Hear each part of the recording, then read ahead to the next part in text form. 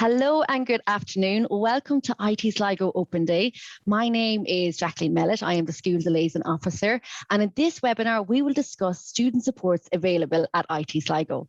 So when you study at IT Sligo, we want to make sure that you thrive in your studies so that nothing will hold you back.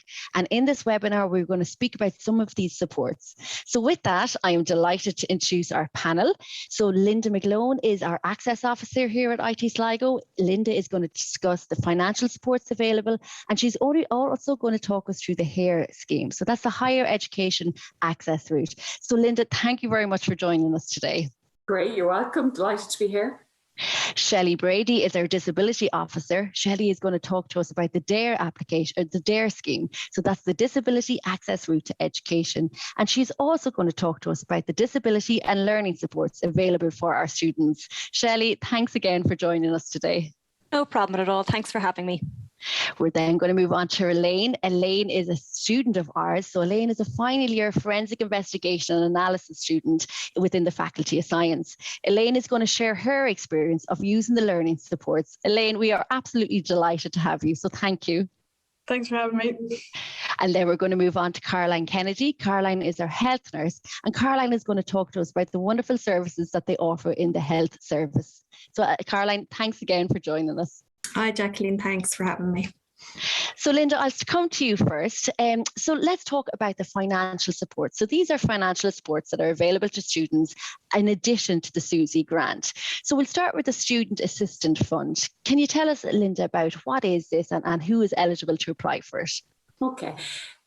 All students, once they're registered, are eligible to apply to Student Assistance Fund. So it's for students experiencing financial hardship. And it's very easy to apply. It's an online application. Usually sort of the end of September, all students are emailed a link to the application system. It takes about 2 minutes to apply online, but then you have to submit some support documents, you know, a bank statement and different, but everything is outlined in the application process. And it covers sort of costs like books, rent, heating, electricity, travel, childcare, medical, other. So it's very broad, and it's assessed by an assessment committee, and it's all done confidentially, so that no student information is given. It's just the facts of the application, and then students are usually emailed very quickly, sort of about how much they've been awarded. It's usually open in semester 1 and then reopened in semester 2. Now, It is only open for about 3 or 4 weeks at a time, so I would say to students, keep an eye on your college emails. Don't miss it. Okay. And who is eligible to apply for that fund, Linda? All our students. Okay, everyone. Full-time, part-time, online, Springboard, all IT Sligo students. And what kind of documentation would they need to submit? It's simple enough. Usually a typical application, they look for a 1 month's bank statement, evidence of your SUSI award, and that's usually students have an email or a letter, or evidence of your income. Usually it could be social welfare, back to education allowance, or maybe the family income like a P21. Okay. And that's really it, and maybe evidence of rent. Okay. And again, all students would have that. Yes, of course. Brilliant. So you have 3 simple documents. But again, we would help students with the application. So the communication is continuous. So the student might submit 1 document, then we'll follow up and say, we still need B and C. Brilliant. And another fund available for students is the 1916 bursary. Can you tell us about what that is, and again, who can apply for this fund? That's a little bit different in that it's quite a significant amount of money. We only get 6 bursaries a year, so there is a competition involved, but it's 5,000 a year for the duration of your studies on top of your income. We usually open that April. So sort of the end of April, so that would be for the people listening, that would be April 2022 for next academic year. Yes. It's an application form. Again, it's income based, so you have to be in receipt of a top-up SUSI award or on social welfare. So that's the first thing. And then you have to be part of an access group. For example, I'm just going to look at my notes to get it right. You have to be from communities that are socially economically disadvantaged, first-time mature students, so over 23 years of age, students with a disability, members of the Irish travelling community, students applying for further education, lone parents, or students from ethnic minority groups. So it is a little bit more specific than the Student Assistance Fund. They can email access@itsligo.ie for an application form. It'll also be on the website. Okay, very good. Again, a little bit more competition because only 6. Okay. And you mentioned mature students there that can apply for them. Am I right in saying mature students can't apply for the student assistant fund? No, they can't. That's they can. Okay, apologies, my mistake. Okay, great, very good. It's better news than that, Jacqueline. Yeah, that's great. Okay, let's move on to HEAR. So HEAR stands for Higher Education Access Route. So can you tell us what is the HEAR scheme, and I suppose what does it offer students? Yeah, it's a college scheme that offers places on reduced points to students that are underrepresented at higher education from particular socioeconomic backgrounds. I would say there's an excellent website, the www.accesscollege.ie. It's fantastic. You literally go into it and it's either HEAR or DEAR, and you just pick one. And when you bring it in, it goes through. So it means that a student can get into a course at IT Sligo with possibly 10% less in points. So say, for example, the course was 400 points. We would be able to make you a reduced points offer if you got 360 points. And it's quite simple. The application is all to the CEO, and just dates that are very important. It's currently open, and it's open until the 1st of February. Okay, so that's really important for people listening. You got to indicate that you're interested in the HEAR scheme, and then there's some more information you have to input by the 1st of March. And then there's support documents that will be requested that have to be sent to Galway, CEO in Galway, by the 15th of March. So they're the 3 important dates. There's 6 indicators. You have to meet the income indicator. So it is, again, means tested. And all of that is on the website. And then you've got to meet 2 other indicators. So typical indicators would be medical card, social welfare payment, socioeconomic group, school, whether your school is a DESH school, and the area. So, and again, those are quite easy. The only one that would provide, I suppose, you need support document would be the income. And again, I would say to anybody listening, on that website, accesscollege.ie, there's 2 really good. There's a checklist that really makes sure that you've got the right document, and there's a timeline. Okay. Both of them are really important. And the checklist will tell you exactly what documents you need. Okay. And does it dare apply to every course? Can it, like that? It's every course. Yes. And does the points vary per course? With the HEAR scheme, once you're eligible, you are eligible to any course in IT Sligo. So we don't, not like the university sector, we don't have a cap. So I'm not saying that one course only has 2 HEAR places. Okay, it applies to every course. It's every course and as many, if you're eligible. A lot of students come in actually on their merit points. They get the points. This is a safety net. So it's safety net in that, you then you've the opportunity to get in if you get within 10% of the course points. And that's every course in IT Sligo. Okay, brilliant. So it's a safety net, Jacqueline.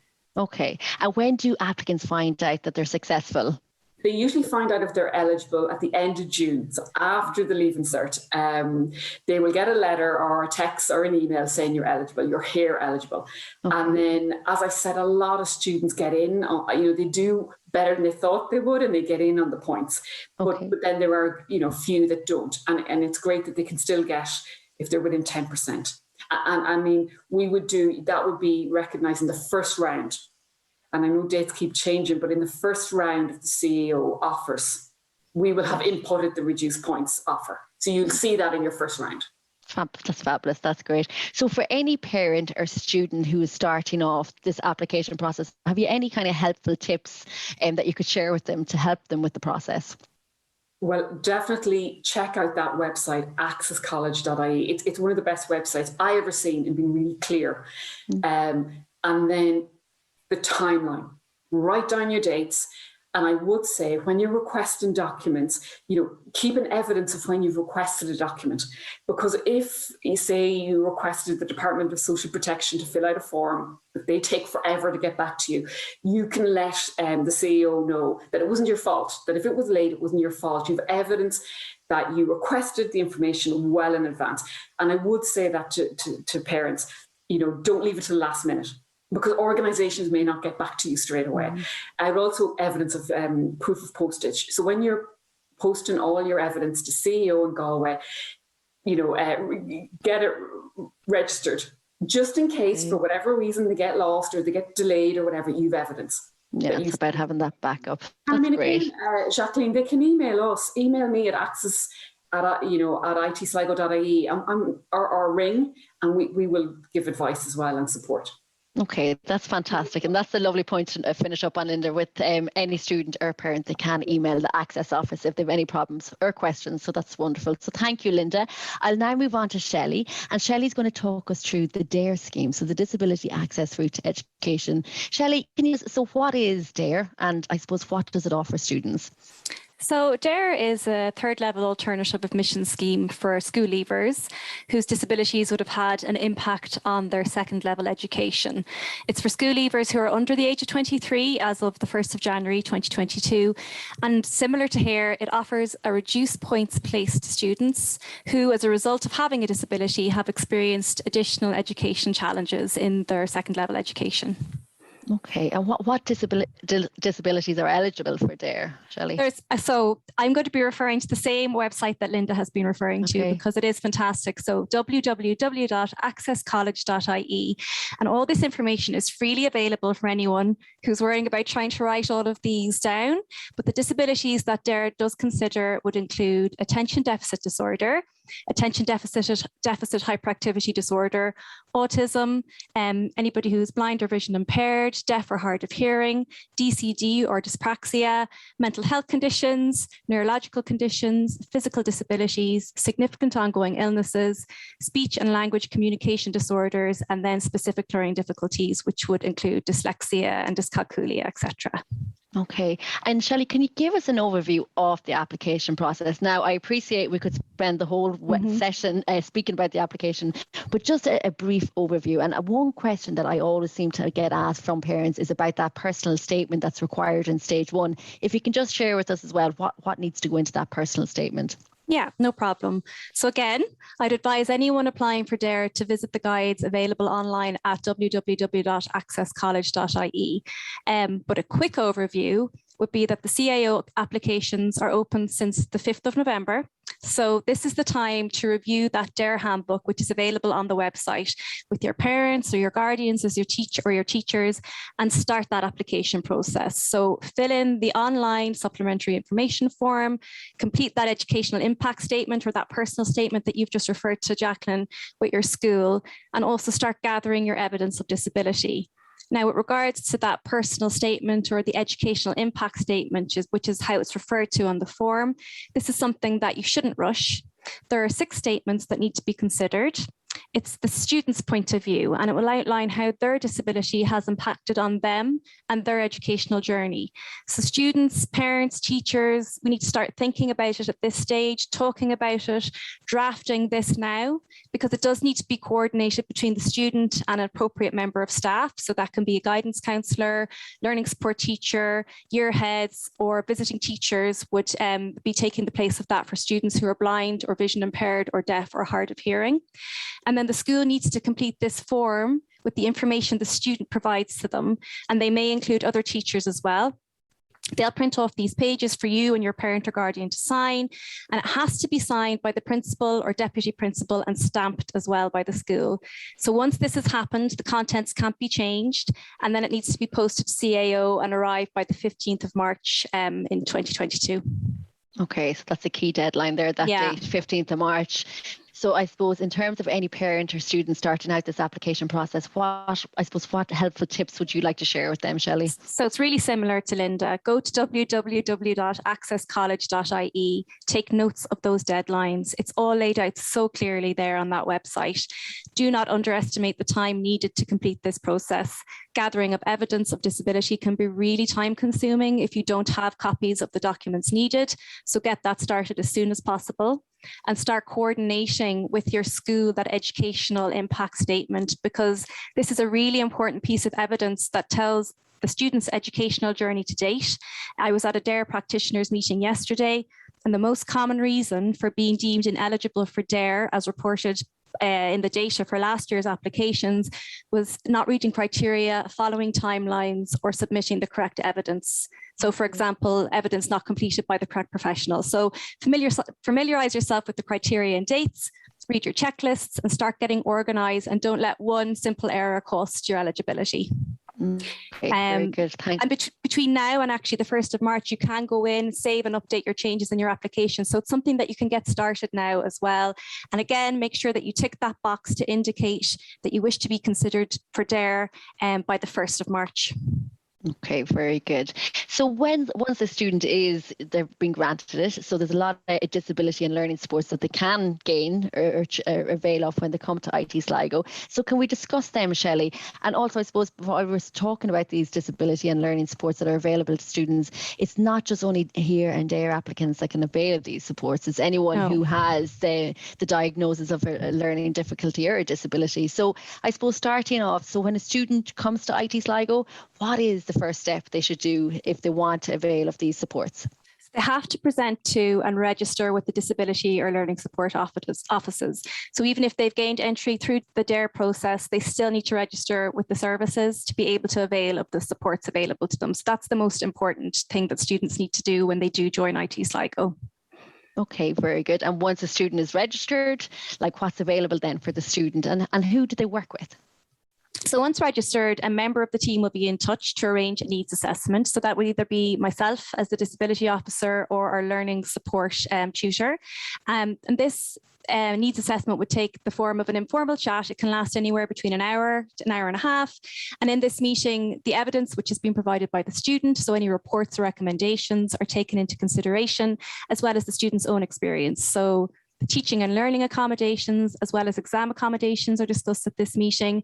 And this is all put together into a LENS letter, or a learning educational needs summary. And then this letter is shared with the lecturers involved with the student's education. So everybody is aware of the student's support needs and accommodations.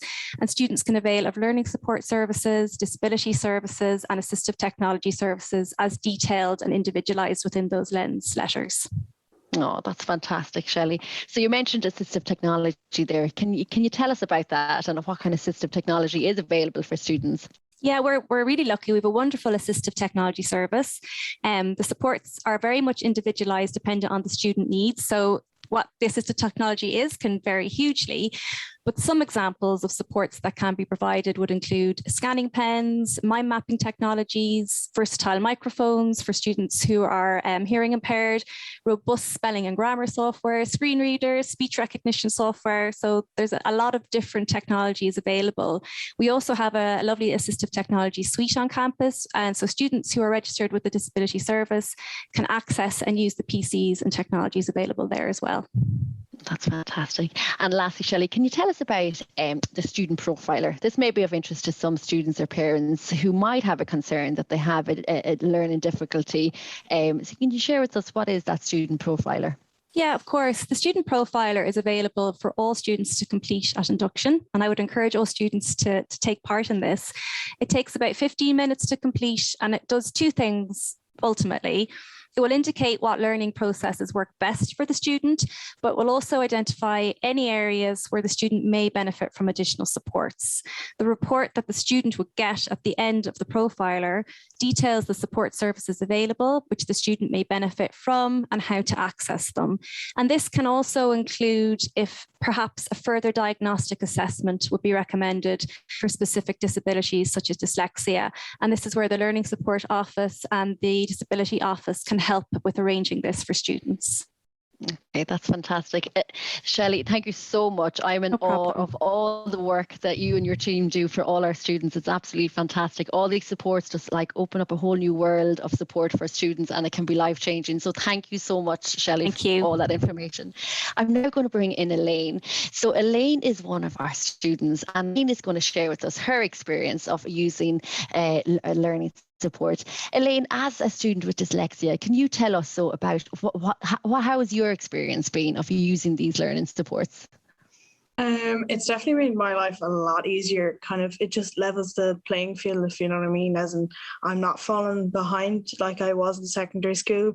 It's made it's so much easier. So I have this thing on my laptop now that it screen reads any work that I've done and spell checks it as well, which is very, very helpful for assignments, because you know, you don't really want to hand an assignment where everything's spelled wrong. And it's very good for as well putting structure to my work. Like it'll tell me whether it's right or wrong in that sense.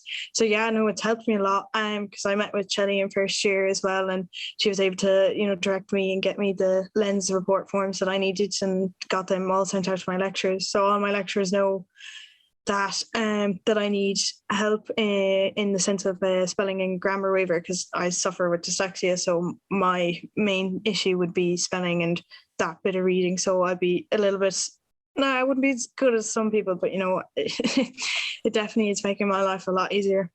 Oh, that's fantastic. And so what has your experience been like compared to secondary school? I know when you come to college, there's so much more supports available. Like it does change your learning experience. How does secondary school compare to third level for you in terms of your learning experience? It's a lot easier. Yeah. Because like there's not as much pressure, because now I actually understand. Like there's a very good level of understanding. You know, I'm not left behind. Whereas some teachers didn't know how to actually teach me in school. They were like, oh, just go and learn it. But I was like, but I can't learn like that. I need you to physically show me what I need to learn. So my learning experience it's a lot nicer, smoother. I feel like I'm actually capable of learning difficult things. Like I struggled so much with science in secondary school. I don't mind saying it. I failed 2 science subjects in my leaving cert. I came in here in first year and I got very good marks in both biology and physics, which I never thought I could do. And like that's all due to the help that I've been getting from day one, whether it's help from lecturers, help from the access office itself, and coming into here. So like, you know, I don't think I'd be where I would be without the help that I'm getting. That is fantastic. I know I speak to so many students that have a similar experience, that they mightn't like have enjoyed secondary school and they come to third level and you get these supports and it's just a whole new world of support, and that allows you to thrive. And that's fantastic, because Elaine, I've spoken to you before about your course and we know how passionate you are and how well you do and how much you love it and enjoy it. So that's just fantastic to hear that you struggled in science, but now you're actually undertaking a science degree that you're excelling in and really enjoying it. And I suppose, Shelley, Elaine, so how was your experience starting up, like getting the resources? Was it like the process starting off and getting these resources from IT Sligo? How was that for you? Like, it was actually very easy to do, because well, my poor mother was going into college, was doing most of my paperwork because I just couldn't. I was like, I had no idea. I had tried, but I just had no sense of how to actually structurally put in things into place. But once we put in all the appropriate paperwork into the college, so I applied for the HERE scheme and the DARE scheme. So then I think it was a week into college, then I got an email from the Access College to say, you know, let's set up a meeting and see what assistance you need. And straight away then, you know, it was like that. I had the help from a week in. Like they don't mess around. Like if you need help, there's absolutely no hesitation. That's fantastic. Elaine, thank you so much for sharing that. That is absolutely fantastic. So thank you. Okay, so before I move on to Caroline and our health services, I just want to talk briefly about our academic supports that we offer here at IT Sligo. So we have our academic writing centre. So this is for any student who wants to improve their writing skills, their report writing skills. They'll help you get set up with assignments and how to write a literature review. We also have a math support centre, which is essentially free maths grinds, and our math support centre offers these drop-in clinics, and they're open every day at certain times, so our students can go down and get one-to-one support with a maths tutor during those sessions. You can also access this facility online, and also around exam time, our Maths Support Centre offer group sessions for our students. And we also have an engineering support group. So this focuses on physics and mechanics, and this helps our engineering students, you know, get started, get the best start to their studies when they start with us at IT Sligo. So I'm now going to move on to Caroline. So Caroline is our nurse in the health centre. So Caroline, can you tell us about the supports that are available, or about the health services and what it offers students? Jacqueline, we're really lucky to have a very broad student support services in IT Sligo, and we're based on campus in the student services building, and it's very accessible for students. So we have a modern health service. We have a full team of nurses and doctors who are really experienced in student health matters. We have a full team of counsellors, and we also have pastoral care teams. So it's great. The students, can present to us. They can phone or email for an appointment. The service is totally free for all the services, to see the nurse, the doctor, the counsellor. So we're really lucky to have that. And all the team have they've lots of experience with dealing with student issues, and college is the time of your life, but sometimes you do hit some speed bumps along the way. So it may be stress and anxiety. It could be illness. Sometimes we have students who have chronic illness and they are moving away from their own GP or from their family. So it's good for them to have that care and be able to come to the nurse or the doctor or the counsellor if they need to see us.